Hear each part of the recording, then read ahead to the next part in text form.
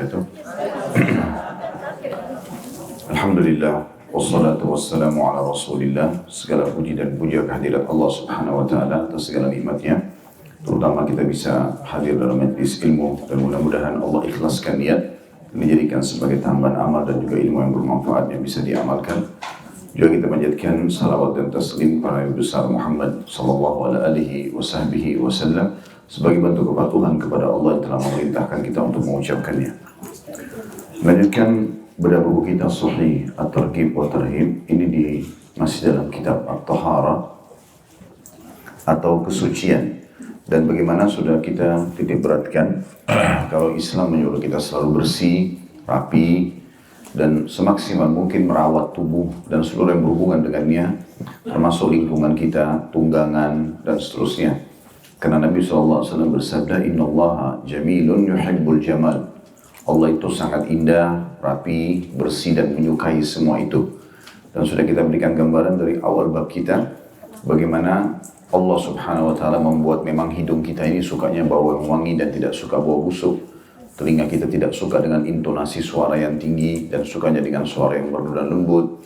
Mata kita suka dengan warna yang indah, penataan yang bagus, dan seterusnya. Lidah kita suka dengan makanan yang enak, sedap. Semua itu isyarat dari Allah subhanahu wa ta'ala bahwasanya kita disuruh mencari yang terbaik. Karena fitrah, Allah buat kita nggak suka semua dengan hal-hal yang buruk. Termasuk gerahnya kita sebagai isyarat bahwasanya tubuh kita butuh untuk mandi dan membersihkan. Kita bisa bedakan seketika pada saat kita gerah dan tidak betah dengan kondisi badan yang kurang bersih. Kemudian setelah mandi kita merasakan segar dan juga nyaman. Dan seterusnya semua berhubungan dengan masalah fasilitas yang sudah Allah siapkan. Begitu juga dengan di surga, semuanya kerapian, kebersihan, dan digambarkan semuanya keindahan. Ya istanahnya, ya pelayannya, ya taman-tamannya, ya segala macam yang berhubungan dengan masalah itu. Oleh karena itu teman-teman, mempelajari bab tahara adalah bagian daripada agama kita. Dan kita punya wudu, kita punya mandi, ada mandi wajib, ada mandi sunnah, ada yang mubah. Dan sudah kita pelajari masalah wudu pertemuan kita yang sebelumnya, bahwasanya keutamaan wudu selain menyegarkan badan, karena titik-titik ini memang berhubungan dengan penyegaran badan, baik itu telapak tangan, hidung dan mulut, wajah, kemudian kepala dan kaki. Juga kita akan mendapatkan cahaya yang terang pada hari kiamat kalau kita selalu wudu. Dan sudah kita titik beratkan pada pertemuan yang terakhir kemarin itu, kalau bisa memanjangkan jangkauannya. Jadi kalau misalnya batas minimal pergelangan dilebihkan, batas minimal siku dilebihkan, batas minimal mata kaki dilebihkan, itu akan menambah perhiasan pada hari kiamat dan juga akan menambah cahaya terang di mahsyar nanti. Sehingga orang yang makin terang cahayanya makin dikenal oleh Nabi SAW. Sebagaimana beliau ditanya, bagaimana caranya Anda mengenal umat Anda nanti? Ya, karena Nabi SAW mengatakan, aku ingin sekali ketemu dengan saudara-saudaraku. Kata para sahabat, kami saudara-saudara Anda ya Rasulullah. Kata beliau, bukan, kalian adalah sahabat-sahabatku, saudara-saudaraku yang datang nanti sepeninggalku, yang kita-kitain. Lalu kata para sahabat, bagaimana Anda mengenalnya nanti ya Rasulullah, sementara ketemunya di mahsyar? Maka hadis yang masyhur yang kita sudah bahas kemarin adalah mereka akan datang gurrun muhajjalin yulqa min atharil wudu, yaitu wajah dan kedua tangan mereka bersinar cerah seperti jelasnya putih pada warna hitam karena bekas wudu. Masih dalam masalah yang sama, keutamaan orang yang bersuci, hadis 180 dan tepatnya pada pagi ini kita bahas hadis urutan ke-6, sahih li ghairihi, atau dia menjadi sahih karena tertopang oleh riwayat-riwayat yang lain. Hadis yang berbunyi dari Abu Darda radhiyallahu anhu, dia berkata, Rasulullah SAW bersabda, ana awwalu man yu'dhanu lahu bis-sujudi yaumal qiyamah wa ana awwalu man yarfa'u ra'sah fa'anzur baina yadayya fa'arifu ummati min bainil umam wa min khalfi mithlu dhalik wa an yamini mithlu dhalik wa an shimali mithlu dhalik. Faqala lahu rajul, kaifa ta'rif ummataka ya Rasulullah min bainil umam fima baina nuhin ila ummatik? Qala hum gurrum muhajjalin min athari wudu laisa ahadun kadzalik ghairahum wa a'rifuhum annahum yu'tawna kutubahum biaimanihim wa a'rifuhum yas'a baina aydihim dzurriyyatuhum. Terjemahannya, kata Nabi SAW, aku adalah orang yang pertama yang diizinkan untuk bersujud di hadapan Allah pada hari kiamat. Dan aku adalah orang pertama yang mengangkat kepala. Lalu aku melihat di depanku, maka aku pun mengenal umatku di antara umat-umat yang lain. Dari belakangku juga seperti itu. Dari kananku juga seperti itu. Dan dari kiriku juga seperti itu.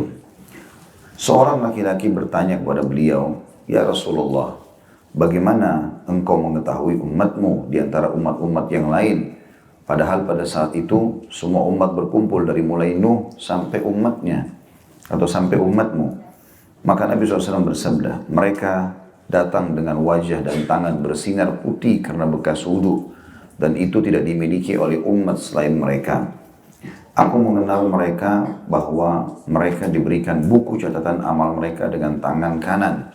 Dan aku mengenal mereka dengan anak keturunan mereka yang berjalan di hadapan mereka. Diriwayatkan oleh Imam Ahmad, pada sanadnya terdapat Ibnu Lahiyah, dan ini adalah hadis hasan dengan adanya sejumlah mutaba'ah atau dipelajari kembali dan dilihat hadis-hadis penguatnya. Tapi sebagaimana sudah kita jelaskan tadi, hadis ini adalah sahih. Seperti biasa teman-teman, kita bedah hadis ini. Potongan pertama, aku adalah orang pertama yang diizinkan untuk bersujud di hadapan Allah pada hari kiamat. Berarti ini menandakan memang nanti orang di mahsyar pada saat dibangkitkan di hari kemudian nanti, itu semuanya tidak ada yang boleh sujud.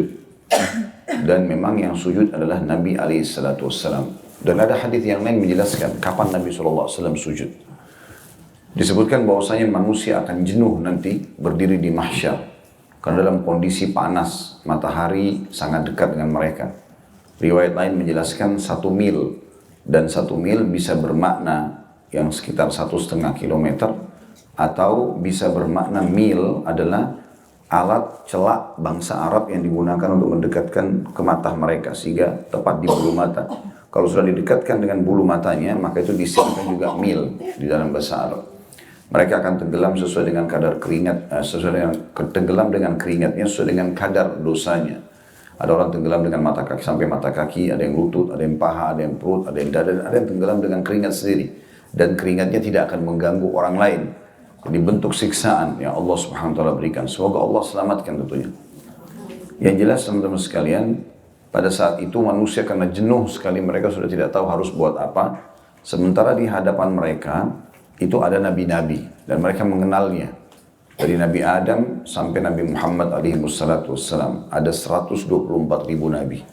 Semuanya Allah hadapkan pada saat itu dibangkitkan. Lalu mereka mulai datang kepada Adam, lalu menyampaikan, engkau adalah ayah kami yang pertama, ya, diciptakan oleh Allah, engkaulah ya, orang yang diciptakan oleh Allah dengan tangannya, dan seterusnya dipuji Nabi Adam. Lalu dikatakan, mohonlah kepada Allah agar Allah datang menghadiri kami, baik kami ke surga atau ke neraka, karena jenuhnya. Mereka tidak tahu neraka lebih sulit daripada itu. Maka Nabi Adam mengatakan, tidak ada yang mengeluarkan kalian dari surga kecuali dosa ayah kalian. Hari ini Allah murka, belum pernah murka sebelumnya seperti ini. Maka aku tidak bisa menyelamatkan kecuali diriku sendiri. Coba pergi lagi Idris. Nabi Idris juga menolak. Idris arahkan ke Hud, Hud ke Saleh. Terus saja Nabi-Nabi saling menunjuk sampai akhirnya tiba kepada Nabi SAW. Lalu Nabi SAW mengatakan, apakah kalian tahu bagaimana nanti manusia mengenalku hari kiamat? Maka para sahabat mengatakan, Allah dan Rasulnya lebih tahu. Kata Nabi SAW, mereka akan mendatangiku. Lalu kemudian mereka menyebut tentang keutamaanku. Jadi misalnya, engkau Muhammad Nabi terakhir, engkau lah satu-satunya diutus untuk seluruh alam semesta. Sementara Nabi-Nabi selainmu diutus untuk kaumnya saja. Engkau diberikan Al-Quran dan seterusnya. Engkau memiliki pengikut yang paling banyak. Akhirnya sampai manusia di mahsyar tahu, oh ternyata ini dimaksud dengan Nabi Muhammad sallallahu alaihi wasallam. Lalu mereka mengatakan, mintalah kepada Tuhanmu agar datang mengadili kami ke surga atau ke neraka. Dan satu-satunya yang akan merespon itu, menerima, adalah Nabi Muhammad SAW. Beliau mengatakan, ana lahu. Saya pemiliknya. Lalu kata Nabi SAW, ini saksi bahasan kita. Lalu aku menuju ke singgasana Allah, kemudian aku sujud. Dan Allah membukakan puji-pujian di lisanku yang belum pernah diajarkan untuk orang-orang, seorang pun dari hambanya. Lalu kemudian aku juga tidak tahu Allahu a'lam berapa lama aku sujud. Terus saja aku memuji Allah sampai terdengar Allah berfirman, Ya Muhammad irfa' ra'sak washfa' tushfa. Hai Muhammad, angkat kepalamu, berilah syafaat, pertolongan, maka akan diterima syafaatmu. Maka Nabi SAW waktu itu memberikan dua syafaat, syafaat umum dan syafaat khusus. Pertolongan umum dan juga khusus. Yang umum adalah agar Allah datang mengadili seluruh hambanya. Maka diletakkanlah timbangan pada saat itu, kemudian mulailah dihisap satu persatu. Bukan hanya manusia, bahkan kata Nabi SAW, domba pun yang saling menanduk akan diadili oleh Allah Subhanahu wa ta'ala. Kemudian syafaat yang khusus untuk orang-orang beriman saja. Agar kalau ada yang punya dosa, bisa Allah maafkan. Yang punya amal mungkin kurang ikhlasnya, Allah berikan pahala yang sempurna. Terus saja Nabi SAW memberikan syafaat tersebut. Tapi saksi bahasan kita, hadits ini menjelaskan kapan Nabi SAW sujud. Yaitu pada saat manusia sudah jenuh di situ, kemudian mereka datang memohon kepada beliau, barulah beliau sujud. Ya. Dari potongan ini juga teman-teman kita mengambil sebuah pelajaran bahwasanya sujud adalah ibadah yang mulia. Makanya kita ada sujud pada saat sholat, dan ini betul-betul merendahkan diri, karena meletakkan dahi hidung kita ke tanah. Gitu. Dan ini menandakan memang seseorang sampai pada puncak merendahkan diri kepada Tuhannya.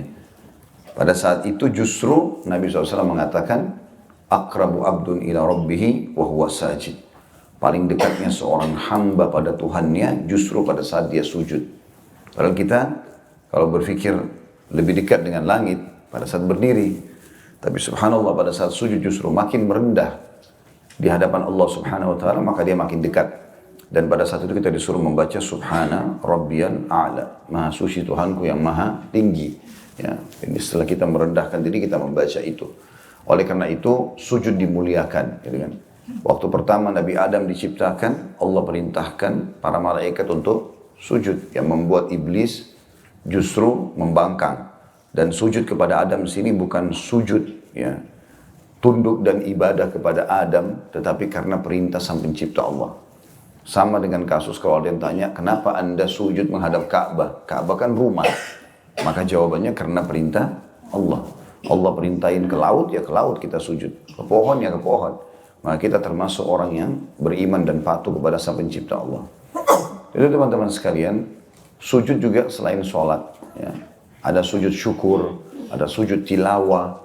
Dikatakan bahwasanya Nabi SAW setiap kali mendapatkan berita gembira, langsung sujud syukur. Menghadap kiblat, sujud. Dan sujud syukur ini tidak harus dalam kondisi berwudu.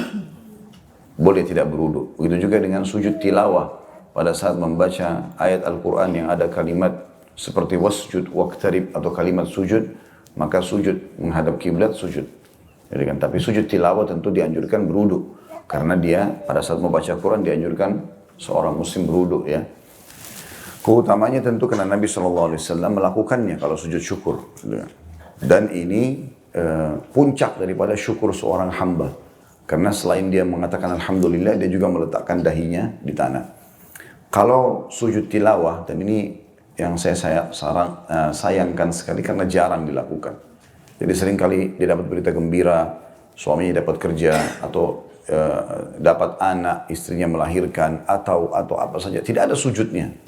Harusnya selalu sujud kepada Allah SWT. Bahkan para salafus saleh, berita gembira kecil saja, misal dia tadinya mau menemui seseorang, terus tiba-tiba orang itu datang dan menemui dia.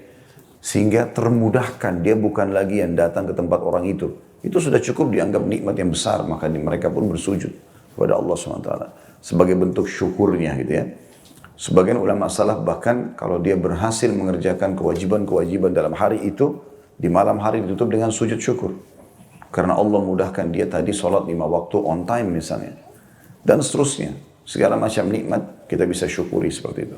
Karena dikatakan Nabi SAW setiap mendapatkan berita gembira pasti sujud. Begitu juga dengan sujud tilawah. Ini membuat syaitan marah dan menangis. Begitu dalam hadis dikatakan menangis ya. Nah, bukan marah, tapi menangis. Kalau membuat syaitan marah itu riwayat tentang masalah kalau orang lupa jumlah rakaat, misalnya duhur 4 atau 3 nih, kita kan dianjurkan milih 3, gitu kan. Kita pilih yang lebih sedikit.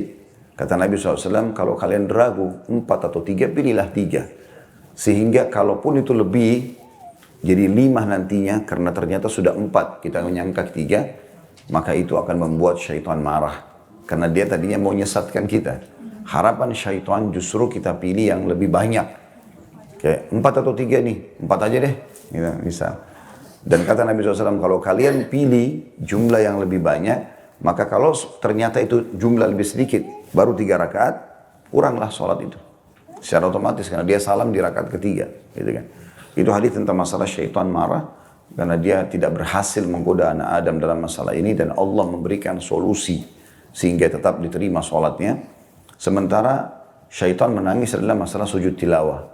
Yang Nabi SAW mengatakan, tidak ada seseorang yang membaca ayat tilawah, kemudian dia sujud, kecuali, atau tidak ada seseorang yang sujud, ya, kecuali syaitan akan berkata, sambil menangis, orang ini diperintahkan untuk sujud, dia lakukan, sementara aku diperintahkan sujud, aku tidak melakukannya. Dan sujud ini adalah amal yang sangat baik, ya, amal yang sangat baik gitu. Dan ini juga bisa dilakukan di sholat-sholat sunnah dengan memperbanyak doa. Karena kata Nabi SAW, kalau kalian ruku agungkan Allah, kalau kalian sujud perbanyaklah doa. Kemudian pelajaran yang kedua yang bisa diambil adalah Nabi juga SAW bersabda, dan aku adalah orang pertama yang mengangkat kepala. Makna mengangkat kepala, kata sebagian ulama hadits, berarti pada saat itu semua kepala tertunduk. Karena memang ada ayat Al-Quran yang menjelaskan masalah itu. Di hari kiamat nanti, karena manusia semua dalam kondisi ketakutan dan sudah tahu ya, bahwasanya ini Tuhannya Allah. Nggak ada lagi yang memungkiri Allah pada saat itu. Karena mereka sudah meninggal, mereka sudah lihat malaikat maut, mereka sudah tahu hakikat daripada semua kehidupan ini. Pada saat dibangkitkan, mereka juga sudah tahu kalau akan dibangkitkan, akan dihisab. Maka pada saat itu semua manusia dan makhluk tunduk ketakutan. Ya, terutama orang-orang kafir, mereka tidak akan pernah berani untuk mengangkat kepala mereka. Dan banyak ayat Al-Quran menjelaskan masalah itu. Mereka tunduk, mereka terhina, dan seterusnya. Yang jelas teman-teman sekalian, berarti kita dalam kondisi menunduk. Allah SWT buat seperti itu. Dan makna daripada akulah orang yang pertama mengangkat kepala, bisa maknanya mengangkat kepala dari sujud, atau memang mengangkat kepala ke langit untuk memohon kepada Allah. Karena pada saat itu manusia menundukkan kepala mereka. Potongan yang ketiga adalah, lalu aku melihat di depanku, maka aku pun mengenal umatku di antara umat-umat yang lain. Dari belakangku juga seperti itu, dari kananku juga seperti itu, dan dari kiriku juga seperti itu. Artinya pada saat Nabi SAW sudah selesai mengangkat kepalanya dan memohon kepada Allah, beliau yang paling pertama melakukan, atau yang dilakukan adalah mencari umatnya. Dan ini adalah sifat kasih sayang Nabi SAW untuk kita semua. Karena yang beliau selalu prioritaskan umatnya. Bagaimana umatnya? Dalam sebuah hadis yang sahih, kata Nabi SAW, semua nabi-nabi diberikan oleh Allah doa mustajab. Jadi ada satu doa pamungkas. Pokoknya begitu berdoa, Allah langsung kasih. Walaupun umumnya doa nabi-nabi diterima. Tapi ada satu doa, dia minta apapun, sebesar apapun Allah kasih. Contoh Nabi Nuh minta terjadi kiamat pada saat itu banjir. Padahal manusia masih sedikit, tapi seluruh muka bumi ini tenggelam, gitu kan. Contoh saja begitu. Nabi Lut minta kaumnya dihancurkan, Allah binasakan 9 negeri pada saat itu, atau 9 kota kalau kita diangkat lalu dibalik oleh Allah Subhanahu Wa Taala karena mereka lakukan homoseksual misalnya, dan seterusnya. Banyak nabi-nabi memohon semua itu. Nah, karena Nabi Muhammad SAW mengatakan, dan mereka sudah melakukan itu di dunia. Nabi-nabi itu sudah pakai semua, dan aku menyimpan untuk umatku pada hari kiamat. Jadi ternyata doa pamungkas Nabi SAW belum dipakai gitu. Nabi tunda untuk kita pada hari kiamat nanti. Dan ini kasih sayang Nabi SAW. Makanya sangat wajar kita baca salawat, ikuti sunnahnya, membela nama baiknya. Memang begitu. Karena memang beliau sendiri luar biasa pada kita. Dan pada hari kiamat itu selalu kalimat Nabi SAW, umatku, umatku. Ya. Karena pada saat disebutkan dalam riwayat lain, waktu Nabi SAW sujud lalu mengangkat kepalanya, maka yang pertama pada saat dia minta atau Allah berikan, kata Allah SWT, hai Muhammad, angkat kepalamu, berikan syafaat, kau akan diterima. Dan mohonlah kau akan diberikan. Maka Nabi SAW mengatakan, umatku ya Allah. Jadi yang paling pertama diucapkan masalah itu. Bagaimana Nabi SAW sangat sayang dengan kita dan tidak mau kita masuk ke dalam api neraka. Beliau mengatakan perumpamaan aku dengan kalian seperti orang yang sedang ada api di depannya, lalu dia berusaha mengusir-ngusir ya, serangga yang akan masuk ke dalam api tersebut. Tetapi ada saja serangga yang tidak menyadari kalau itu api, lalu mereka masuk ke dalam api tersebut. Ya. Jadi maksudnya Nabi SAW berusaha untuk itu. Dan Nabi SAW sudah menyampaikan ke kita, teman-teman sekalian, semua yang berhubungan dengan apapun yang bisa membawa kita masuk ke dalam surga. Makanya kata beliau, tidak ada sesuatu yang kalian butuhkan informasi untuk masuk ke surga, kecuali sudah aku sampaikan. Dan tidak ada sesuatu yang menyelamatkan kalian dari neraka, kecuali sudah aku sampaikan. Dan beliau juga mengingatkan, kullukum yadkhulul jannata illa man aba. Kalian semua pasti masuk surga, kecuali yang nolak. Kata para sahabat, wa may ya'ba ya Rasulullah. Seakan-akan sahabat mengatakan, siapa orang itu yang tidak mau masuk surga, yang nolak. Kata Nabi SAW, man ata'ani dakhalal jannah, wa man asani dakhalan nar. Siapa yang patuh kepadaku, dia masuk surga. Siapa yang durhaka kepadaku, masuk neraka. Jadi memang seperti itulah. Dan Nabi SAW, teman-teman, cemburu dengan kita atau kepada kita, kalau kita melanggar titah-titah beliau. Karena beliau sangat tahu, sholatlah, puasalah, jujurlah, amanahlah, segala macam, bersedekahlah. Dan beliau sudah sampaikan semua, ini loh keutamaannya nih, kejar cepat gitu. Karena akan selamat, nanti masuk surga, surga itu begini. Dirincikan semua dari tanahnya, permadaninya, bidadarinya, bidadaranya, istananya. Seperti depan mata kita lihat semuanya. Dan beliau sudah mengingatkan, ini riba, ini zina, ini bohong, ini segala macam. Ini ancamannya nih, hati-hati ini neraka. Neraka digambarkan siksaan paling rendah sampai yang berat gitu kan. Supaya orang tinggalkan. Rupanya pernah ada satu sahabat, dia pulang ke rumah, istrinya selingkuh dengan laki-laki lain. Kemudian dia melapor di depan Nabi, ya Rasulullah, terjadi begini. Seakan-akan dia nggak tahu mau buat apa nih. Rupanya Sa'ad bin Mu'adz radhiyallahu anhu, sahabat Nabi yang sangat tegas dengan agama Allah, dia langsung marah, dia keluar dari saf laki-laki, lalu dia mengatakan, ya Rasulullah, sambil mementeng pedangnya, kalau seandainya terjadi padaku, ya Rasulullah, saya akan hukum keduanya mati. Dirajam nih, kenapa sudah berumah tangga tapi berzina gitu. Lalu kemudian Nabi SAW tidak menanggapi lagi itu tentang masalah pedang yang ditenteng atau masalah hukuman mati buat orang yang berzina setelah berumah tangga. Tapi Nabi mengatakan, atarawna ghiratu Sa'ad. Apa kalian lihat cemburunya Sa'ad? Ini Sa'ad ini nggak mungkin marah gini kecuali karena dia cemburu. Kenapa agama Allah sudah larang masih dilanggar gitu loh. Maka lalu beliau mengatakan, ana aghyaru min Sa'ad. Ini saksi bahasan kita. Dan saya lebih cemburu daripada Sa'ad. Jadi walaupun Nabi SAW tidak ketemu sama kita, tapi kalau ada di antara kita yang melakukan perbuatan yang Nabi larang, maka Nabi cemburu. Kenapa dia lebih pilih syaitan daripada saya gitu? Kesannya begitu. Dia malas kerjakan. Kenapa dia nggak mau kerjakan? Saya udah janjikan, saya udah berikan, pasti nggak mungkin tidak gitu. Maka beliau pun menutup harinya sampai mengatakan, wallahu aghyaru minni wa min Sa'ad. Dan Allah lebih cemburu lagi daripada aku dan juga Sa'ad. Seperti itulah. Jadi itu bentuk kepedulian Nabi SAW kepada umatnya. Dan ini juga menandakan tentu keutamaan kita sebagai umat Muhammad SAW. Sudah pernah kita jelaskan masalah itu ya. Kalau kita sendiri punya kedudukan yang tinggi di sisi Allah SWT. Bersyukur kita menjadi umat ini. Walaupun generasi terbaiknya adalah para sahabat. Kemudian tabi'in, kemudian tabi'in. Karena Nabi SAW mengatakan sebaik-baik generasi yang semasa dengan aku. Para sahabat lalu yang datang setelahnya, lalu yang datang setelahnya. Seperti itulah. Tapi tetap kita masuk dalam umumnya umat ini. Kata Nabi SAW, tidak ada satu umat pun sebelum kalian kecuali berharap dari kalian. Kecuali berharap dari kalian. Karena memang Nabi-Nabi menyampaikan, nanti akan ada Nabi terakhir loh. Namanya Muhammad. Orangnya begini dan begitu, diceritakan ciri-cirinya. Dan juga dikatakan, dia adalah Nabi terbaik. Karena diutus untuk seluruh alam semesta. Lebih baik daripada kami-kami ini. Dan juga umatnya lebih baik daripada kalian. Maka mereka semua berharap itu. Dalam sebuah hadis yang lain, kata Nabi SAW, nanti di hari kiamat, Yahudi akan didatangkan, seakan-akan mereka bekerja dari pagi sampai menjelang duhur. Lalu dikasih pahala satu gunung. Dia pahalanya banyak, bergunung-gunung gitu maksudnya. Kemudian datang Nasrani berbuat dari habis duhur sampai selepas asar.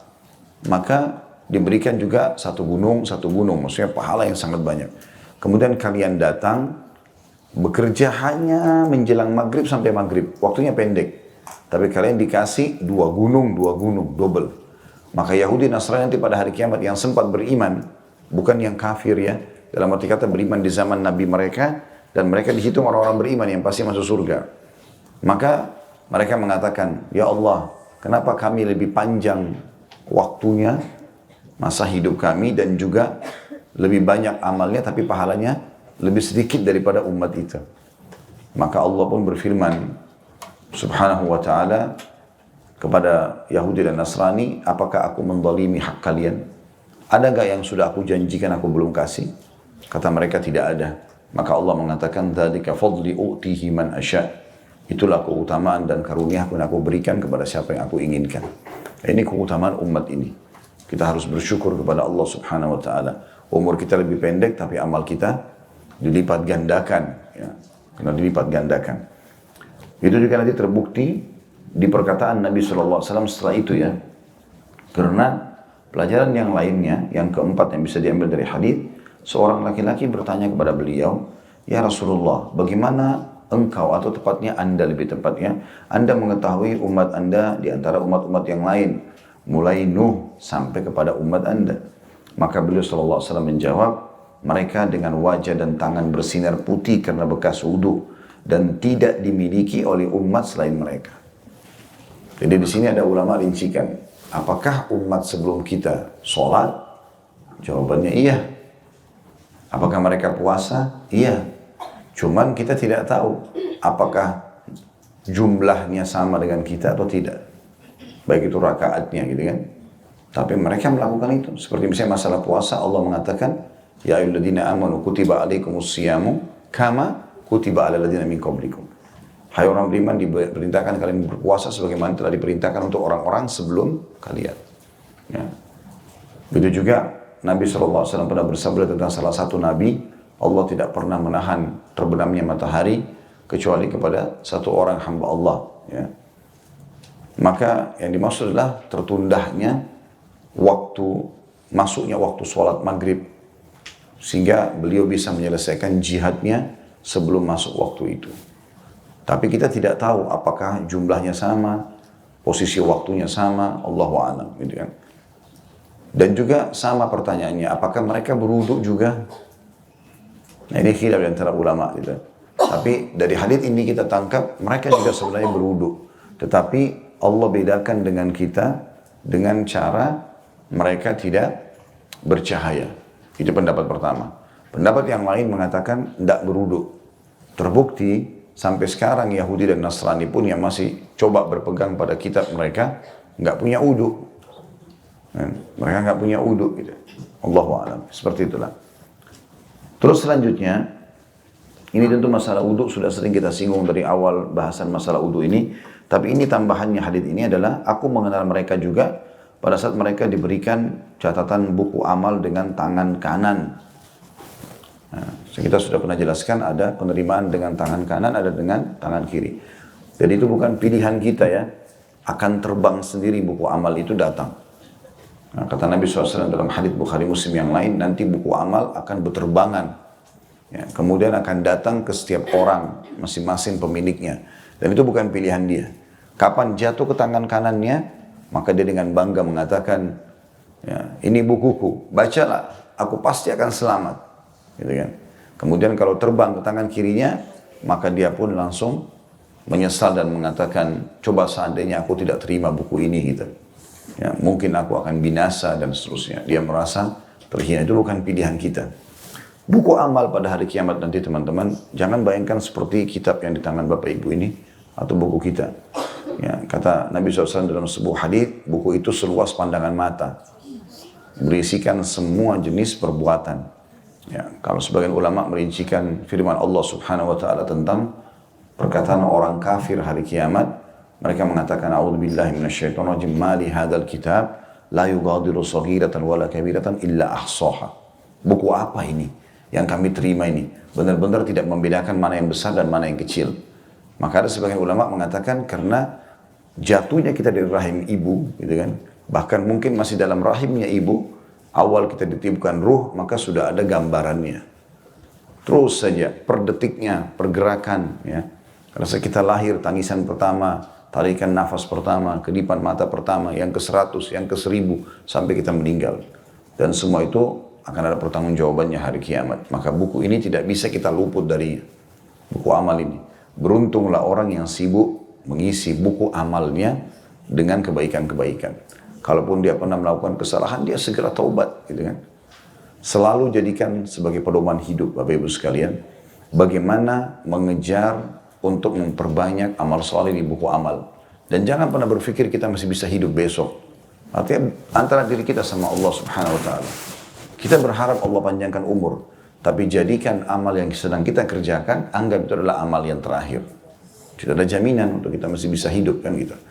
Makanya jangan terpengaruh dengan cantiknya paras wajah, tampannya, kayahnya, titel. Ini kemasan saja. Itu untuk digunakan dalam ketaatan kepada Allah SWT. Bukan justru membuat kita lalai. Gitu. Sebagaimana sering saya bahasakan itu. Kadang-kadang kalau ada orang cantik, orang tampan, dianggap aneh kalau nggak jadi artis. Sementara mereka kalau jadi artis lebih banyak terarah ke kemaksiatan. Tapi kan sinetronnya Islami Ustaz. Baik, pura-pura jadi istri, pura-pura jadi suami, pura-pura jadi orang tua, akad nikah yang palsu, banyak sekali gitu. Cerita-cerita rekayasa yang palsu, itu kalau kita bicara lebih tertuju kepada Islaminya, apalagi kalau enggak gitu kan. Maka ini lebih berbahaya gitu. Apalagi kalau dasarnya terjerumus dalam memang umumnya sudah jelas kemaksiatan. Terbuka sana sini, terbuka dengan telanjang, zina sana sini, pamer segala macam. Semua tanggung jawab. Tapi aneh, kenapa kesannya orang cantik dan tampan harusnya kemaksiatan itu? Kenapa kesannya orang di majelis ilmu, orang soleh dan solehah tidak boleh tampan dan cantik? Kan gitu. Saya kadang-kadang tersinggung itu. Kalau ada orang yang masuk di pengajian, sayang ya, kenapa cantik-cantik, tampan-tampan ini di sini? Semuanya di mana? Dekat pintu neraka sana. Justru di sini tempatnya. Nabi SAW dan para nabi adalah orang yang paling tampan, paling bersih, tapi mereka baik. Abu Bakar, Umar, Utsman terkenal kekar badannya, tampan wajahnya, bersih orangnya, kaya raya. Tapi mereka orang saleh semuanya. Mestinya anak-anak seperti itu yang Allah berikan justru dimasukkan di pesantren, justru menjadi orang saleh, imam masjid, itu gitu kan. Ini enggak, kesannya harus tampil itu dai, imam, atau ustadz-ustadz ini harus yang jelek-jelek gitu kan. Sebenarnya boleh saja kalau Allah kasih dia penciptaan seperti itu ya.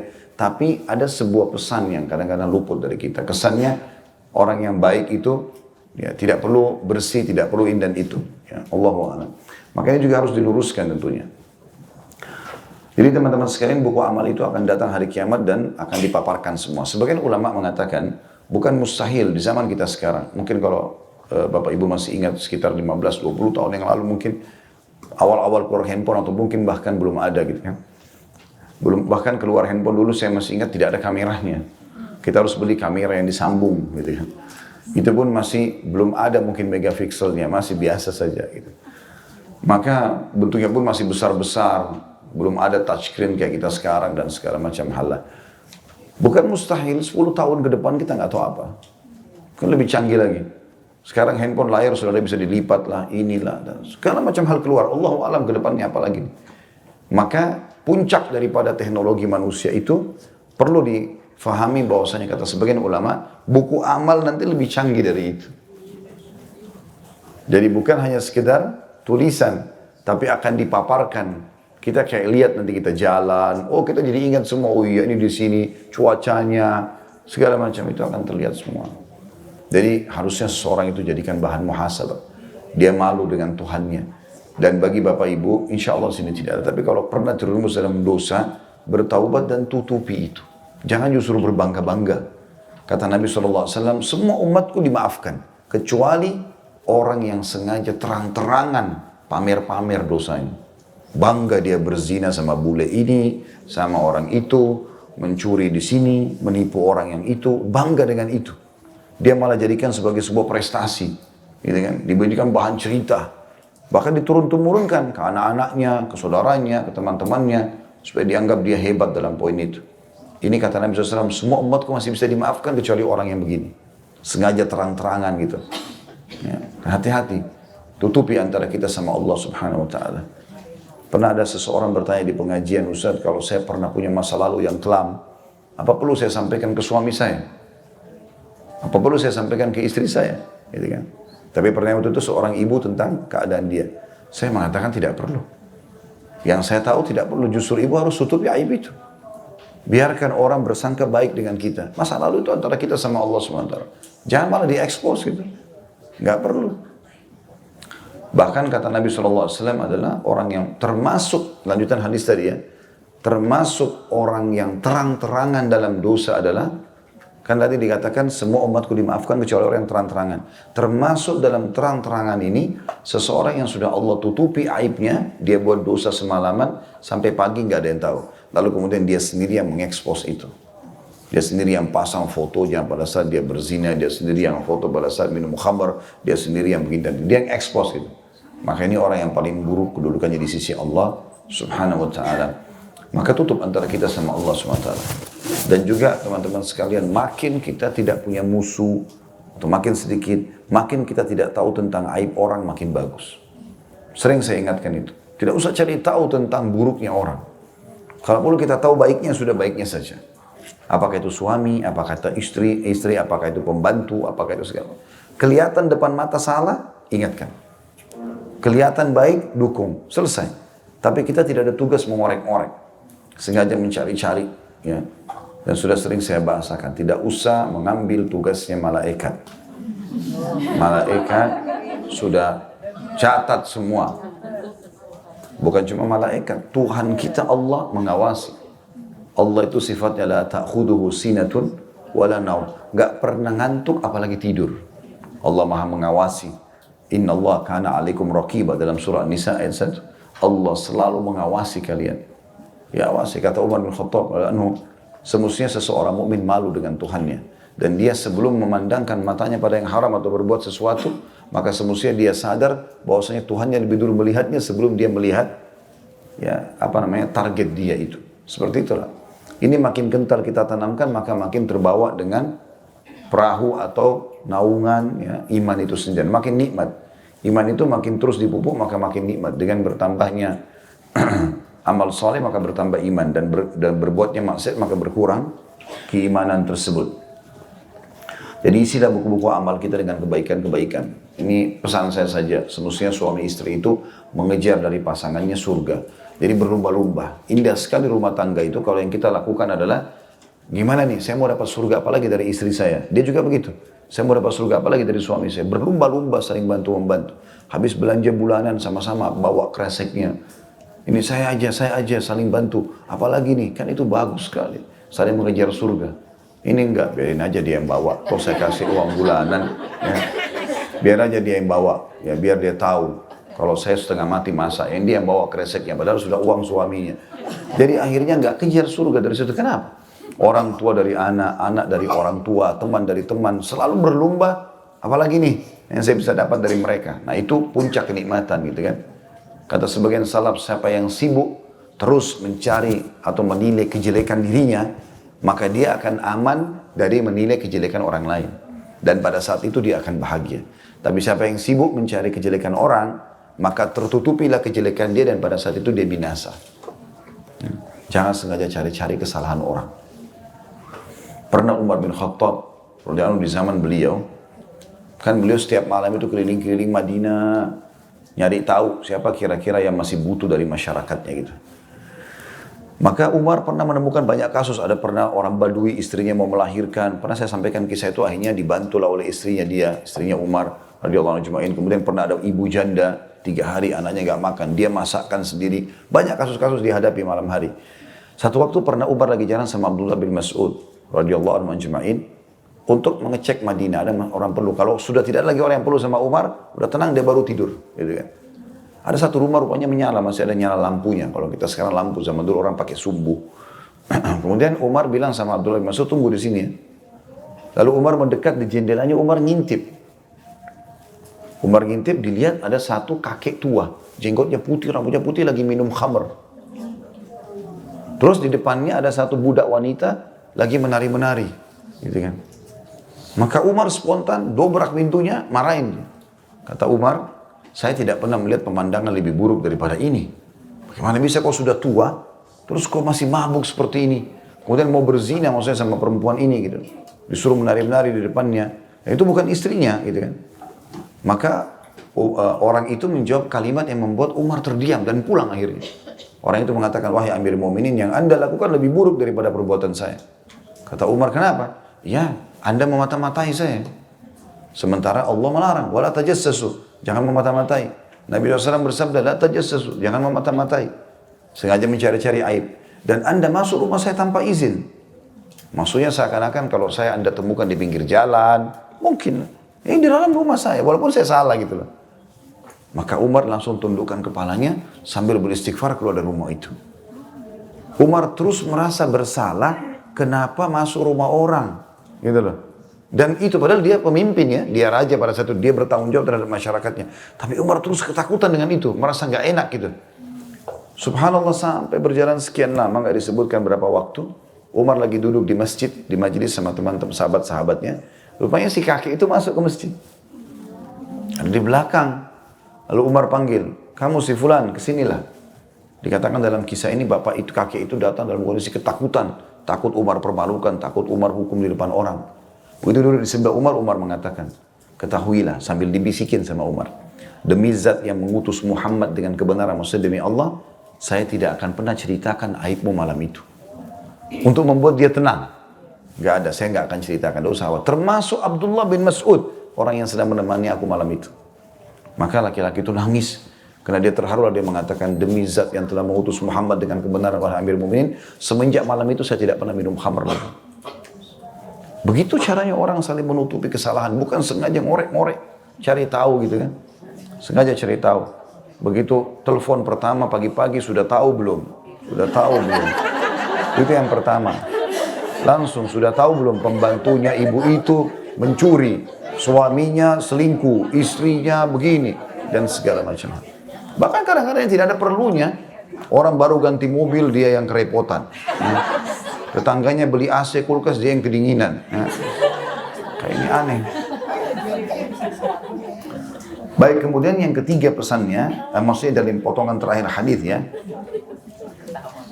dikatakan bahwasanya aku mengenal mereka dengan anak keturunan mereka yang berjalan di hadapan mereka. Apa maksudnya ini? Maksudnya adalah anak-anak yang meninggal sebelum balik. Jadi kalau ada seseorang yang tadi kita diuji oleh Allah SWT, termasuk keguguran ya. Kalau keguguran itu sudah lewat masa 4 bulan, sudah ada ruhnya. Berarti sudah jadi manusia dia, sudah ada ruhnya. Kalau dia keguguran di umur 4 bulan ke atas ini, berarti itu akan jadi penolong buat dia pada hari kiamat. Ya, karena banyak hadis yang menjelaskan masalah itu. Di antaranya akan terdengar suara gemuruh di depan surga, dan Allah lebih tahu suara apa itu. Kalau Allah bertanya kepada para malaikat itu, siapa suara apa itu? Mereka mengatakan suara anak-anak muslim yang meninggal sebelum balik. Mereka minta agar orang tua mereka masuk bersama mereka ke dalam surga. Maka kata Allah SWT, masukkan orang tua mereka bersama mereka ke dalam surga. Tapi tentu syaratnya orang tuanya muslim, gitu kan. Walaupun amalnya sedikit, tapi anak-anak itu akan membantu. Sekaligus juga hiburan bagi orang yang meninggal anaknya sebelum balik. Karena memang itu anak kan bukan punya kita, kita hanya punya status. Lahir kita nggak pernah pilih rambutnya begini, matanya begini, kulitnya begini, nggak, lahir ya sudah begitu. Tiba-tiba kita punya status saja. Yang perempuan jadi ibu, yang laki-laki jadi ayah. Selesai. Tugas kita mencari pahala dari anak tersebut dengan menafkahi, mendidik, dan seterusnya. Gitu. Maka Allah pemiliknya. Kalau Allah ambil, kapan saja itu haknya dia. Bukan hak kita. Dan kita harus bisa ridho dengan keputusan Allah itu. Kata Nabi SAW, Allah berfirman hadis Qudsi. Ini hadis harusnya menggetarkan hati orang beriman. Kata Nabi SAW, Allah berfirman, siapa yang tidak ridho dan tidak menerima keputusanku, takdirku, gitu kan, maka silahkan dia cari Tuhan selainku. Ini luar biasa. Tuhan selain Allah apa? Patung, pohon, nggak akan bisa memberikan apa-apa. Tapi memang kita harusnya ridho dan memahami masalah ini, apalagi memang anak-anak itu akan menjadi aset kita pada hari kiamat. Kalau masalah mereka jalan di hadapan mereka, ini maksudnya adalah jalan untuk memandu orang tuanya menuju ke surga. Karena banyak riwayat juga yang menjelaskan masalah itu tentunya. Hadis selanjutnya 181, Dan ini hadis ketujuh dalam bab kita atau dalam kitab Tahara ini. Dengan sanad sahih, Abu Hurairah radhiyallahu anhu berkata bahwa Rasulullah sallallahu alaihi wasallam bersabda, "Idza tawadda'a al-'abdul muslimu awil mu'min faghasala wajhahu kharaja min wajhihi kullu khati'atin nadhara ilaiha bi'ainaihi ma'al ma' aw ma'a akhiri qatril ma' fa idza ghasala yadayhi kharaja min yadayhi kullu khati'atin kana batashatha yadahu ma'al ma' aw ma'a akhir qatril ma' fa idza ghasala rijlaihi kharajat kullu khati'atin mashatha rijlahu ma'al ma' aw ma'a akhir qatril ma' hatta yakhruja naqiyyan minad dunub." Apabila seorang hamba muslim atau mukmin berwudu lalu dia membasuh mukanya atau wajahnya, maka seluruh kesalahan yang dilihat dengan kedua matanya keluar dari wajahnya bersama air itu atau bersama tetes air yang terakhir. Apabila dia membasuh kedua tangannya, maka seluruh kesalahan yang dilakukan oleh kedua tangannya keluar dari kedua tangannya bersama air atau bersama tetes air yang terakhir. Apabila dia membasuh kedua kakinya, maka seluruh kesalahan yang kedua kakinya melangkah kepadanya keluar dari kedua kakinya bersama air atau bersama tetes air yang terakhir, sehingga dia keluar dalam keadaan bersih dari segala dosa. Diriwayatkan oleh Imam Malik, Muslim dan juga Tirmidzi, dan di Malik dan Tirmidzi tanpa menyebutkan membasuh kedua kaki. Begitu juga dengan hadis yang selanjutnya, saya bacakan sekaligus karena ini mirip tentang masalah pengampunan dosa. Hadis nomor 182, tepatnya nomor 8 dalam bahasan kitab kita atau bab kita ini. Dari Utsman bin Affan radhiyallahu anhu, dia berkata, Rasulullah SAW bersabda, "Man tawadda fa ahsana al-wudu'a kharajat khatayahu min jasadihi hatta takhruja min tahti adfari." Barang siapa yang berwudu lalu dia membaguskan wudunya, maka kesalahan-kesalahannya keluar dari jasadnya hingga ia keluar dari bawah kuku-kukunya. Diriwayatkan juga dalam riwayat lain bahwa Utsman radhiyallahu anhu berwudu kemudian dia berkata, "Ra'aitu Rasulullah sallallahu alaihi wasallam tawadda'a mithla wudu'i hadha, thumma qala man tawadda'a hakadha ghufira lahu ma taqaddama min dhanbihi wa kanat salatuhu wa masyuhu ila al-masjid nafilah." Aku pernah melihat Rasulullah SAW berwudu seperti wuduku ini, kemudian beliau bersabda, barang siapa yang berwudu seperti ini, niscaya dosanya yang telah berlalu diampuni, dan sholatnya serta berjalannya ke masjid adalah tambahan pahala baginya. Diriwayatkan juga oleh Imam Muslim dan An-Nasai secara singkat dan lafadznya, aku mendengar Rasulullah SAW bersabda, "Ma min mri'in yatawadda'u fa yuhsinu wudu'ah illa ghufira lahu ma bainahu wa bainas salati al-ukhra hatta yusalliyaha." Tidaklah seseorang berwudu lalu dia membaguskan wudunya, melainkan dia diampuni antara wudu itu dan salat yang lain sehingga dia menunaikannya. Juga diriwayatkan oleh Ibnu Majah secara ringkas, kita langsung pindah ke hadis yang selanjutnya, dan dia menambahkan di akhirnya Rasulullah SAW, "Wala yaqtarra ahad," dan jangan ada seorang pun yang tertipu. Juga dalam lafaz An-Nasai dikatakan, "Man atammal wudu'a kama amarahu Allah Ta'ala fas-salawatul khamsu kaffaratun lima bainahunna." Barang siapa menyempurnakan wudu seperti yang Allah Ta'ala perintahkan, maka sholat 5 waktu adalah pelebur dosa-dosa yang ada di antaranya. Situ juga ada footnote di bawah, ada footnote nomor 230. Lafaz hadis ada wala taghtar, dan jangan kalian tertipu. Lafaz selengkapnya adalah man tawadda mithla wudu'i hadha summa qama faraka rak'ataini ghufira lahu ma taqaddama min dhanbi wa qala la taghtar.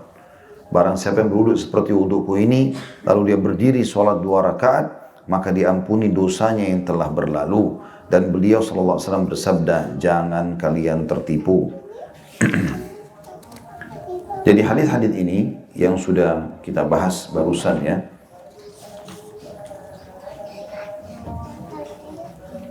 Ya, ada hadis setelahnya juga sama, itu saya bacakan dulu. 183, nomor hadisnya 9 dan sanad sahih juga. Dari beliau juga sama, Utsman bin Affan radhiyallahu anhu, bahwa dia dibawakan air sementara dia duduk di tempat duduk al-qa'id. Maka dia berwudu dan membaguskannya. Kemudian beliau berkata, Ra'aitun Nabiya sallallahu alaihi wasallam yatawadda'u wa huwa fi hadzal majlis. Tawadda'a fa ahsana al-wudu', thumma qala man tawadda'a mithla wudu'i hadha, thumma ata al-masjid fa raka'a rak'ataini thumma jalas, ghufira lahu ma taqaddama min dhanbi. Qala wa qala Rasulullah sallallahu alaihi wasallam la tabtar. Aku melihat Nabi SAW berwudu sementara beliau di tempat duduk itu atau tempat duduk ini.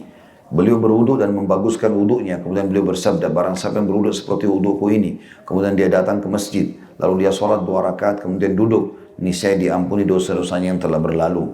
Lalu dia berkata, dan Rasulullah SAW bersabda, jangan kalian tertipu. Kita kembali sekarang ke penjelasan hadis. Ya. Kembali kepada hadis 181, hadis nomor 7 ya. Kata Nabi SAW, apabila seorang hamba muslim atau mukmin, berarti di sini hanya berlaku bagi orang muslim saja. Jadi kalau ada orang kafir berwudu, tidak mendapatkan keutamaan ini. Jadi bukan karena perbuatan wudunya saja, tapi karena si muslimnya yang melakukan. Dan ini masuk dalamnya baik mau sholat atau bukan mau sholat. Ini ada juga kan salah satu sunnah Nabi SAW adalah menjaga wudu itu. Batal wudu, wudu lagi, batal wudu, wudu lagi. Diambil daripada sikap Bilal radhiyallahu anhu yang kata Nabi SAW, hai Bilal, beritahukan kepadaku amal apa yang paling bagus menurut kau yang kau kerjakan. Karena aku diperdengarkan oleh Allah langkah kaki menuju surga di hadapanku. Maka Bilal mengatakan, ya Rasulullah, tidak ada amal yang paling aku harapkan pahalanya mengalahkan setiap kali aku habis wudu, aku sholat 2 rakaat. Artinya, selalu kalau batal wudu, wudu lagi. Batal wudu, wudu lagi. Tambah lagi Bilal mengikuti dengan sholat 2 rakaat, sunnah wudu gitu. Manfaatnya di sini adalah, kalau dia membasuh wajahnya, maka seluruh kesalahan yang dilihat dengan kedua matanya keluar dari wajahnya bersama air, atau bersama tetes air yang terakhir. Dari potongan ini ada masalah keimanan yang perlu kita sentuh. Adalah setiap dosa itu punya bekas di jasad kita. Setiap dosa punya bekas di jasad. Mata melihat ada bekasnya, telinga mendengar ada bekasnya, lidah mengucapkan ada bekasnya. Segala macam hal, tangan, kaki, kemaluan punya bekas. Seperti apa Allahu a'lam, kita tidak tahu. Tapi sebagian ulama mengatakan puncaknya Allah akan uji dengan merusak fisik itu. Jadi karena banyaknya orang suka melakukan salah dengan tangannya, maka selalu peringatan Allah datang. Kalau dia taubat, Allah bersihkan. Kalau tidak, maka Allah akan berikan dia cobaan nanti di situ.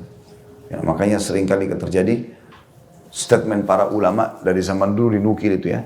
Kalau misalnya ada orang suka mengganggu orang, membunuh, merampok di jalan, terakhir ditemukan terbunuh, tergeletak di pinggir jalan. Maka mereka menjazakan, mereka mengatakan al-jaza min jinsil amal. Balasan kadang sesuai dengan kadar perbuatan. Bahkan ada hadis yang berbunyi, kalau seorang hamba terbiasa dengan satu perbuatan, Allah tutup hidupnya dengan perbuatan itu. Kalau dia terbiasa mabuk, nanti Allah buat dia meninggal dalam keadaan mabuk. Berzina, ya dia akan berzina. Berbohong, dia akan berbohong. Dan kalau dia sholat, dia sedekah, dia pengajian, segala macam, dia akan juga ditutup dengan itu.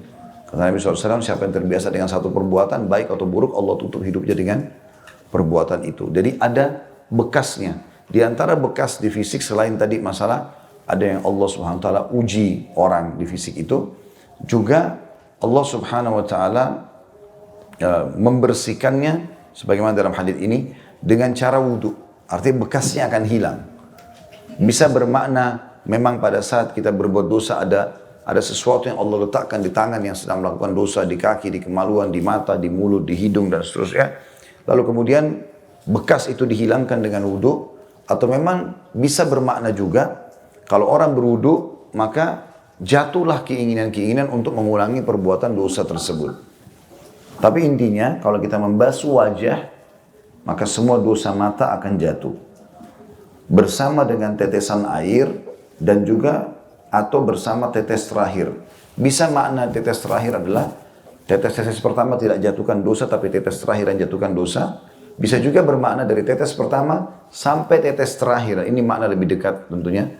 Dari awal air yang kita masuk ke wajah yang jatuh bersama dengan yang terakhir kita lap, semuanya menjatuhkan dosa-dosa. Dan ini makna yang lebih dekat tentunya.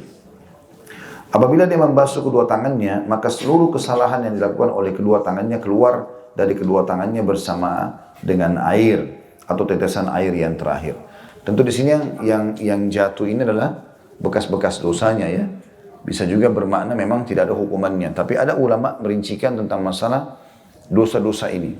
Mereka mengatakan kalau dosa-dosa ini berhubungan dengan haknya Allah. Haknya Allah. Jadi misalnya memang tangannya memegang sesuatu yang Allah haramkan. Dan tidak berhubungan dengan masalah haknya manusia. Dia bukan menggunjing, dia bukan mencuri. Karena kalau berhubungan sama hak manusia, maka itu ada hadis yang lain berbunyi, sesungguhnya kata Nabi SAW, Allah masih memaafkan semua buku-buku amal yang berisi keburukan di hari kiamat. Allah bisa memaafkan itu. Kecuali buku-buku yang berhubungan atau laporan yang berhubungan dengan hak-hak makhluk atau manusia. Maka Allah memberikan pemilik hak untuk menuntutnya sendiri. Nah ini maksudnya adalah, jangan sampai kita berpikir, oh saya kalau mencuri, berarti dengan wudu sudah dosa mencuri saya hilang. Enggak, itu kan berhubungan sama orang.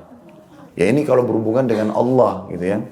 Kayak orang pegangan sama lawan jenisnya yang haram, itu kan tidak ada hubungannya sama manusia, dosa dia sama dosa pasangannya itu. Maka ini adalah berhubungan sama Allah. Bisa dibersihkan dengan wudu gitu ya. Dengan sholat, seperti itulah. Tapi kalau sudah berhubungan dengan hak orang lain, nggak bisa. Ya. Begitu juga dengan apabila dia membasuh kedua kakinya, maka seluruh kesalahan yang kedua kakinya melangkah kepadanya, keluar dari kedua kakinya bersama air atau bersama tetes air yang terakhir. Sampai akhirnya dia keluar dalam keadaan bersih dari segala dosa. Sudah tidak ada lagi hukuman hari kiamat dari dosa-dosa yang berhubungan dengan haknya Allah Subhanahu wa taala ini, dan juga tentunya ya dia tidak akan mengulangi dan tidak ada hukuman juga pada hari kiamat. Pada hadis yang selanjutnya lebih luas lagi maknanya.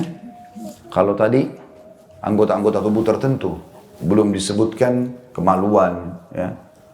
Belum disebutkan apa yang difikirkan di kepala ya. Apa yang terlintas di hati dan seterusnya. Belum disebutkan itu, tapi hadits ini nomor 182 lebih umum. Yang tadi sudah kita bacakan, kata Nabi SAW, siapa yang berwudu lalu membaguskan wudunya. Artinya betul-betul menikmati setiap gerakan wudu itu, tidak tergesa-gesa. Sebagaimana pernah kita gambarkan, telapak tangan satu, berhenti dulu sebentar, pastikan sudah kena semua, diselatkan jari-jari di antaranya. Karena ini pembersihan dosa dan ada cahaya pada hari kiamat. Juga akan diberikan perhiasan yang besar atau banyak pada hari kiamat tergantung tempat yang tersentuh air wudu. Maka di sini dikatakan dia membaguskan wudu untuk menyempurnakannya. Ya. Maka kesalahan-kesalahannya keluar dari apa di situ? Jasad. Ya. Kalau tadi kan hadis yang sebelumnya hanya dari mata, hanya dari mulut, hanya dari tangan dan kaki, tidak semua. Tapi hadis ini lebih umum, dikatakan maka keluar seluruh dosa dari jasadnya hingga ia keluar dari bawah kuku-kukunya. Ya. Maksudnya adalah hadis yang kedua ini menjelaskan kalau kita berwudu walaupun tidak semua tubuh kena air, tidak seperti mandi, maka tetap saja air-air wudu yang menyentuh anggota-anggota wudu ini menarik dosa-dosa dari seluruh tubuh itu. Jadi ditarik gitu kan. Bisa bermakna tadi kalau mencuci kaki, semua dosa yang pernah dilangkahi kaki, termasuk orang melangkah perbuatan menuju ke perbuatan zinahnya dan seterusnya, itu bisa ditarik semua. Ya. Di sini juga ada, maksudnya sih langkah-langkahnya ya, karena orang kalau melakukan perbuatan zina, kalau dia melangkah menuju ke sana dosanya masih kecil. Kalau dia sudah melakukannya baru dosanya besar kan gitu. Berarti ini beda dalam masalah pembersihannya, karena kalau sudah perlakuan dosa zinanya dia harus tobat nasuha. Melangkah untuk pergi mencuri, dia sudah niat, sudah dosa dia. Dan dia melakukan keburukan, dan dia sudah melakukan, dia sudah melangkah. Tapi belum sebesar dosa kalau sudah mengambil barang itu. Gitu kan? Maka ini sudah masuk dalam kategori dosa besarnya. Dia baru melangkah mau menipu, tapi dia belum melakukannya. Nanti kalau dia sudah eksekusi penipuannya, baru kemudian dia kena itu. Seperti itu. Jadi dosa-dosa kecil ini yang dibersihkan dengan wudu tadi. Kemudian riwayat yang selanjutnya juga kita ambil pelajaran di situ dari riwayat Utsman bin Affan. Jadi ini riwayat sangat bagus ya, Karena Utsman bin Affan radhiyallahu anhu salah satu sahabat yang memang mencontohkan apa yang Nabi lakukan. Jadi beliau pernah minta didatangkan seember air, lalu beliau uduk. Semua orang lihat di sekitarnya. Dia sengaja suruh orang-orang lihat. Dilihatlah orang sekitarnya, pejabat-pejabat pemerintahannya dan segala macam, teman-temannya, sahabatnya. Lalu beliau uduk. Habis uduk beliau senyum. Utsman bin Affan senyum dalam sebuah riwayat. Lalu mereka semua heran, kenapa habis uduk senyum? Utsman bin Affan seorang sahabat Nabi, anak mantu Nabi. Termasuk jamiah masuk surga, pasti ada hubungannya sama hukum nih. Jangan sampai orang habis uduk disuruh senyum gitu kan. Maka Utsman bertanya, karena tidak ada yang nanya, Utsman mengatakan, tidakkah kalian tanya kenapa aku tersenyum? Mereka mengatakan, iya, kami ingin tahu, wahai Amirul Mukminin. Kenapa anda senyum? Karena waktu itu Utsman bin Affan jadi raja gitu kan. Maka kata Utsman bin Affan, ketahuilah, waktu kami sedang bersama Nabi SAW dulu, waktu Nabi hidup, beliau pernah melakukan sama ini. Di tempat yang sama ini, pernah duduk di sini, pernah melakukan hal yang sama, minta seember air, lalu beruduk seperti uduk tadi yang saya contohkan. Itu yang saya lihat dari Nabi, lalu beliau tersenyum. Kemudian Nabi tanya kepada kami, tidakkah kalian tanya kenapa aku tersenyum? Maka kami pun mengatakan, iya ya Rasulullah, kenapa anda tersenyum? Barulah Nabi SAW jelaskan, lalu Utsman bin Affan menjelaskan apa yang Nabi sampaikan itu. Nah penyampainya seperti dalam hadits ini kan, siapa yang berwuduk seperti wudukku ini, kita masih di halaman 236 ya, bagian-bagian buku. Maka yang mencontoh persis seperti Nabi, makanya Utsman bin Affan contohkan apa yang dia lihat dari Nabi, supaya betul-betul termukil seperti itu. Barang siapa yang berwuduk seperti ini, niscaya dosa-dosanya yang telah berlalu diampuni. Dan sholatnya serta berjalannya ke masjid adalah tambahan pahala baginya. Bisa diambil maknanya, kalau wuduk selain cara yang Nabi ajarkan, maka tidak akan mendatangkan manfaat ini. Termasuk orang yang tergesa-gesa sehingga ada anggota tubuhnya nggak tersentuh maksimal. Kan kita jelaskan pertemuan sebelumnya, misalnya yang paling sering terjadi itu di siku. Ini kan batas minimal, termasuk siku bagian bawah. Ada orang kadang-kadang cuma siram saja tapi tidak kena. Maka wuduk tidak sah, sholat tidak sah. Dan tidak dapat semua keutamaan itu. Makanya dipastikan lebih dari tempat minimal itu. Ya, tempat minimal kita lebihkan. Mata kaki, jangan pas-pasan keran dibuka, hanya kenain sedikit saja ujung jari-jari misalnya. Enggak, memang harus ditarik. Bahkan Imam Malik rahimahullah menitik beratkan dalam mazhab beliau, sangat dianjurkan jari-jari tangan menyelat-nyelat jari-jari kaki. Masuk di antara jari-jari kaki. Dipastikan supaya di antaranya itu nggak ada celah yang tidak kena air. Karena sedikit nggak kena berarti tidak sempurna, berarti semua keutamaan ini hilang. Seperti itulah. Kemudian dalam riwayat lain juga tadi yang sudah kita bacakan, tidak ada seorang berwudu lalu dia membaguskan wudunya, melainkan dia diampuni antara wudu itu dengan sholat yang lain sehingga dia menunaikannya. Maksudnya adalah ini tambahan keutamaan selain pembersihan dosa tadi, ditambah lagi lebih luas. Kalau tadi hadis pertama hanya anggota tubuh tertentu, hadis yang selanjutnya tadi seluruh jasad sampai jatuh dan ditarik ke ujung-ujung kukunya. Kemudian hadis yang setelahnya diampuni dosa-dosanya ya, yang antara dia dengan sholat yang dia kerjakan dan sholatnya ya, itu menjadi tambahan pahala buat dia. Karena wudunya sempurna, maksudnya sholatnya diterima karena wudunya sempurna. Di sini ada tambahannya adalah dikatakan wala yaktar ahad, dan jangan sampai seseorang tertipu. Bisa maknanya luas nih, jangan seorang tertipu. Bisa maknanya jangan tertipu oleh syaitan yang selalu membisikkan kalian untuk tergesa-gesa dalam wudu. Karena ada sebuah riwayat menjelaskan ada jenis syaitan namanya wilhan yang menggoda pada saat wudu. Dia selalu membuat orang was-was, ya, atau membuat orang malah tidak sempurnakan wudunya. Bisa bermakna itu, jangan tertipu oleh syaitan yang membuat nanti kalian tidak sempurnakan wudu. Bisa juga bermakna jangan tertipu dengan keraguan-raguan, ya, keraguan-raguan karena teman-teman kita ini punya gejolak bukan selamanya dari syaitan, bisa juga dari jiwa kita sendiri. Ya. Sekarang pertanyaan sederhana, waktu iblis tidak mau sujud kepada Adam, ya, siapa yang goda iblis? Ada yang tahu? Kan sekarang kita kan selalu bilang digoda oleh syaitan. Siapa pemimpin syaitan? Iblis. Baik. Sekarang iblis waktu nggak mau sujud kepada Adam, siapa yang godain dia? Iya. Jadi di dalam dirinya itu. Jadi kita punya dalam diri ini potensi berbuat baik dan berbuat buruk. Dan itu berbahaya. Ya. Syaitan hanya menunggangi itu. Karena syaitan itu sebenarnya lemah. Syaitan kalau bisikin kita tolak, enggak, saya enggak mau. Selesai kan? Tapi dalam jiwa kita ini yang ditunggangi oleh syaitan ada potensi yang besar. Fa'alhamaha fujuraha wa taqwaha, kata Allah. Allah memberikan potensi berbuat jahat dan potensi berbuat buruk. Tentu potensi berbuat jahat ini dia bisa mengatur tipu daya. Itu orang-orang yang suka menipu kan gitu. Dia ikuti potensi itu. Oh, saya harus atur strategi ini, saya harus buat ini, saya harus buat itu. Jadi dia ulah, setan cuma menunggangi itu. Kalau dia bisa mengontrol itu, potensi buruknya dia redam dalam dirinya, potensi positif dia dukung, maka setan tidak ada celah untuk bisa masuk ke dalam dirinya. Maka itu yang dimaksud di sini sebenarnya.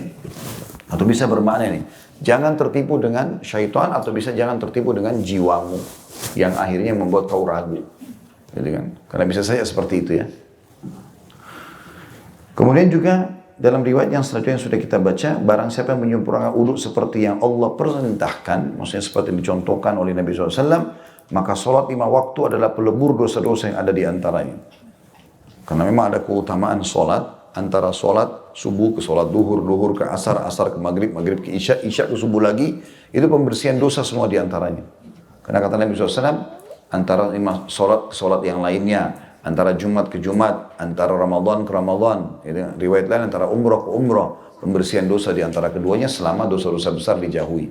Nah, kalau mau sholat kita dalam 5 kali sehari itu menjadi pembersih di antaranya, harus ada hubungannya dengan sempurnanya wudhu. Itu makna daripada hadits ini. Jadi kalau orang atammal wudhu, menyempurnakan wudhunya, baru dia dapat keutamaan, ya, sholat 5 waktu akan jadi pelebur dosa-dosa yang ada di antaranya. Di dalam footnote tadi yang sudah kita bacakan juga di halaman 237 itu, yang hadisnya barang siapa yang berwudhu seperti wudhuku ini, lalu dia berdiri sholat 2 rakaat, maka diampuni dosa-dosanya yang telah lalu. Dan Nabi SAW bersabda, jangan kalian tertipu. Di sini lebih dekat pendapat atau banyak pendapat ulama. Ada yang mengatakan sholat sunnah wudhu, ada yang mengatakan sholat apa saja yang dikerjakan, apakah itu wajib atau sunnah. Tentu yang lebih dekat dengan makna hadits adalah semua jenis sholat. Apakah sholat sunnah wudhu atau sholat yang lainnya, wajib ataupun sunnah. Kapan dia wudhu sempurna, lalu dia sholat wajib atau sunnah, maka jadi pembersihan atas dosa-dosanya. Dan yang terakhir tadi, hadits yang sudah kita bacakan di halaman 238 adalah perkataan Utsman bin Affan radhiyallahu anhu, aku melihat Nabi SAW berwuduk sementara beliau di tempat duduk ini. Beliau berwuduk dan membaguskan wudhunya, kemudian beliau bersabda, barang siapa yang berwuduk seperti wudhuku ini, kemudian dia datang ke masjid, lalu dia sholat 2 rakaat, kemudian duduk, niscaya diampuni dosanya yang telah berlalu. Dan dia berkata, Nabi SAW bersabda, jangan kalian tertipu. Jadi di sini ada tambahan-tambahan keutamaan ya. Tapi dihubungkan juga dengan tambahan ibadah yang lain. Barang siapa yang berwuduk seperti wudhuku ini, kemudian dia datang ke masjid. Berarti wudhu lalu sholat gitu lah. Ya. Dia hubungkan dengan masalah itu. Apakah itu sholat sunnah atau sholat wajib. Lalu dia sholat 2 rakaat, kemudian dia duduk. Menghormati masjid, duduk sebentar. Walaupun ada hajat mendesak mau meninggalkan, duduk sebentar. Kecuali pasti akan jadi pembersihan dosa-dosanya yang lalu. Kalau tadi lafadznya masih lebih khusus, jatuh dosa-dosa dari jasadnya, dari matanya, ya, dari mulutnya, dari tangannya, dari kakinya. Tapi kalau ini lebih umum lagi. Kalau dia wudhu, dia langsung ke masjid, dia sholat 2 rakaat, apakah itu sholat tahiyat masjid, duha kah, sholat wajib kah, intinya dia sholat, maka itu akan menjadi tambahan di sini, yaitu akan dibersihkan dosa-dosanya yang lalu. Berarti bukan lagi cuman sekedar yang dia kerjakan di matanya, di jasadnya, tapi semua dosa, apapun itu sifatnya. Juga diambil daripada hadits ini teman-teman, sebagai penutup, dan setelah ini silakan kalau ada yang mau bertanya tentunya, yaitu para sahabat sangat menjaga dalam mencontohkan sikap Nabi SAW. Sangat menjaga itu. Ada contoh yang lain selain apa yang Utsman bin Affan lakukan radhiyallahu anhu. Beliau ini tadi sengaja cari tempat duduk yang Nabi duduk, kemudian beliau duduk di situ. Terus sengaja menyampaikan kepada sahabat minta ember, terus kenapa, terus dia senyum habis wudhu, kenapa kalian tidak tanya kenapa saya senyum? Lalu setelah teman-teman tanya, iya kenapa anda senyum? Dia mengatakan karena saya pernah melihat Nabi duduk di sini, minta seperti ini, untuk memberikan gambaran bagaimana mereka berpegang teguh pada contoh Nabi alaihissalatu wassalam. Jadi tidak boleh teman-teman, kita ibadah semua kita sendiri. Tanya, Nabi pernah kerjain nggak? Ada contohnya dari para sahabat nggak? Gitu lah. Supaya tidak sembarangan, sayang waktunya terbuang percuma dan tidak ada pahalanya gitu kan. Harusnya diingat masalah ini. Pernah teman-teman Abu Darda, sahabat Nabi berkata, ini hidup sahabat Nabi berbicara dengan generasi tabi'in. Tabi'in ini generasi yang langsung hidup di masa sahabat. Mulia sekali mereka itu karena bertemu dengan sahabat Nabi kan. Sebagaimana para sahabat lebih mulia lagi karena bertemu dengan Nabi SAW. Kalau kita sudah generasi yang kesekian gitu kan. Tapi Abu Darda berkata, waktu dia lagi kumpul sama tabi'in ini, sesungguhnya kalau Rasulullah SAW hidup sekarang, maka beliau tidak pernah mengenal amal-amal kalian ini kecuali sholat kalian saja. Pada saat itu, udah banyak orang buat amal yang Nabi gak contohin. Tapi Abu Darda bilang, kalau Nabi hidup sekarang, ini Nabi gak kenal perbuatan kalian ini. Lalu ada satu ulama, namanya Al-Auza'i. Beliau mengatakan, waktu itu di zamannya dia ya, datang setelah sahabat-sahabat meninggal, lalu dia mengatakan, bagaimana kalau Rasulullah hidup di zaman sekarang? Waktu itu masih generasi tabi'in, generasi ketiga. Maka kita juga mengatakan, bagaimana kalau Nabi hidup di zaman sekarang? Gitu. Terlalu banyak orang yang mau berbuat ibadah semaunya. Nabi nggak contohin, nggak bisa, akhi dan ukhti, Nabi nggak pernah contohkan, nggak apa-apa, kan bagus. Selalu begitu. Maka Abu Darda sudah ingatkan generasi awal itu. Kalau Nabi hidup ini, Nabi bilang, Nabi akan heran dengan perbuatan kalian. Tidak ada yang sama kecuali sholat saja. Karena yang lainnya semuanya tidak pernah ada di zaman Nabi gitu. Dan ini tidak boleh kita buat-buat. Ya. Harus betul-betul mengikuti.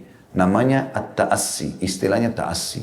Ta'assi itu kayak orang yang fanatik betul dengan apa yang Nabi contohkan. Dan memang kita harus mewariskan itu. Kalau tidak, apa yang tertinggal dari agama Islam? Kalau semua orang mengatakan, kan bagus, kan bagus. Mereka semua mau buat semaunya. Maka tertinggal apa dalam agama Islam? Akan terwarna-warni lah Islam ini. Tuhan kita satu, Nabi kita satu, kiblat kita satu, kitab kita satu, tujuan kita satu. Kenapa harus ada perselisihan? Ini karena hawa nafsu yang mereka lakukan. Mau ikuti sendiri kemauannya. Apa kata Nabi SAW? Umat Yahudi terpecah 71. Nasrani 72. Umatku 73. Nabi bilang apa? Semuanya masuk neraka dulu. Loh, berarti ada umat Islam masuk neraka dulu. Kan begitu Nabi bilang. Gitu. Ulama hadis juga menjelaskan itu. Kecuali satu kata Nabi. Siapa yang satu itu? Nabi bilang al-jamaah. Al-jamaah itu maksudnya kelompok muslimin gitu kan. Ulama meluruskan pemahaman sebagian orang di zaman kita sekarang. Mengistilahkan al-jamaah ini adalah jamaah komunitas muslim. Jadi kapan ada mayoritas muslim melakukannya berarti tidak apa-apa. Kita ikuti saja. Bukan itu. Al-jamaah ini dirincikan dalam hadis yang lain. Karena ada hadis yang serupa Nabi bilang, semua masuk neraka kecuali satu. Kata para sahabat, siapa yang satu itu ya Rasulullah? Kata Nabi, yang mengikuti aku dan sahabat-sahabatku. Berarti al-jamaah ini adalah Nabi sama sahabatnya. Generasi awal umat Islam itu. Bukan umat Islam sekarang. Karena kalau kita bilang komunitas Islam lakukan, berarti sudah boleh kita lakukan. Sekarang orang kalau di Iran, caci maki sahabat, bilang Quran kurang, segala macam hal. Terus mereka benar, karena satu negara hampir semuanya begitu. Enggak, bukan itu. Atau ada satu komunitas di perkampungan buat satu perbuatan yang Nabi tidak pernah contohkan. Lalu karena mayoritasnya buat, udah nggak apa-apa kan, berarti boleh. Bukan itu. Yang dimaksud di sini yang selamat tadi, tanpa melalui neraka dulu adalah Nabi dan para sahabat. Karena Nabi jelaskan di hadis yang serupa dengan itu, yang bunyinya, yang selamat adalah mengikuti aku dan para sahabatku. Maka ini harus tentu difahami teman-teman sekalian. Baik, kemudian juga pernah ada contoh yang lain, Abdullah bin Umar radhiyallahu anhu, contoh yang lain sahabat melakukan. Tadi sikap Utsman bin Affan. Abdullah bin Umar radhiyallahu anhu, ini sebagai penutup bahasan kita, pernah memimpin haji 70 kafilah. Di tengah jalan, Abdullah bin Umar suruh berhenti kafilah haji itu. Berhenti dulu sebentar. Lalu Abdullah bin Umar kasih isyarat orang-orang supaya lihat apa yang dia buat. Beliau turun dari untanya, jalan kaki jauh di padang pasir. Berhenti di satu titik, tinggal seperti bayangan saja, rupanya beliau buang air kecil di sana. Terus kembali lagi. Waktu dia kembali, Ada satu sahabat Nabi yang lain kebetulan bertanya sama dia. Ka'ab, kalau saya tidak salah, radhiyallahu anhum ajma'in, berkata, wahai Abdullah bin Umar, apakah anda memberhentikan kami semua 70 kafilah ini hanya untuk menyaksikan anda kencing di situ? Kata Abdullah bin Umar, iya. Dia bilang iya. Karena saya mau menyampaikan pada kalian, waktu saya sedang haji bersama Nabi, Nabi pernah berhenti di sini, pernah kencing di situ. Saking luar biasanya mereka mencontohi Nabi. Sampai kata Nabi SAW, tidak akan sempurna iman kalian sampai hawa nafsunya mengikuti apa yang aku bawa. Nggak bisa. Kita harus dahulukan semua Nabi SAW. Kita tidak lebih pintar daripada Nabi. Nabi lebih tahu semuanya. Cukup dengan ajaran yang ada panduannya, maka sudah pasti diterima. Allahu a'lam. Itu yang kita pelajari insyaAllah. Baik, mungkin begitu saja bahasan kita, karena sudah setengah 12. Kami pun mau sholat Jumat, mudah-mudahan Bapak Ibu bisa mengambil manfaat darinya. Dan Allah menjadikan kami orang pertama melaksanakan, bukan cuma mengucapkan. Dan memudahkan kita tentu untuk mengamalkan ilmu ini. Dan Allah jadikan sebagai tambahan amal kita pada hari kiamat. Dan semoga seluruh dosa yang pernah kita kerjakan dimaafkan oleh Allah Subhanahu Wa Taala. Itu juga dengan seluruh muslimin dan muslimat, mukminin dan mukminat yang hidup dan juga yang sudah meninggal. Dan selalu kita doakan agar negara kita menjadi negara yang aman, tentram, damai. Seluruh umat Islam di bawah naungan ukhuwah Islamiyah. Apapun cobaan Allah diangkat dari negara ini, termasuk dilunasinya utang kita semudah-mudahnya. Dan Allah berikan petunjuk seluruh pemimpin kita sampai masyarakat biasa agar semuanya kembali kepada hukum Allah Subhanahu Wa Taala. Allah juga menjadikan contoh Indonesia menjadikan contoh bagi negara-negara yang lain.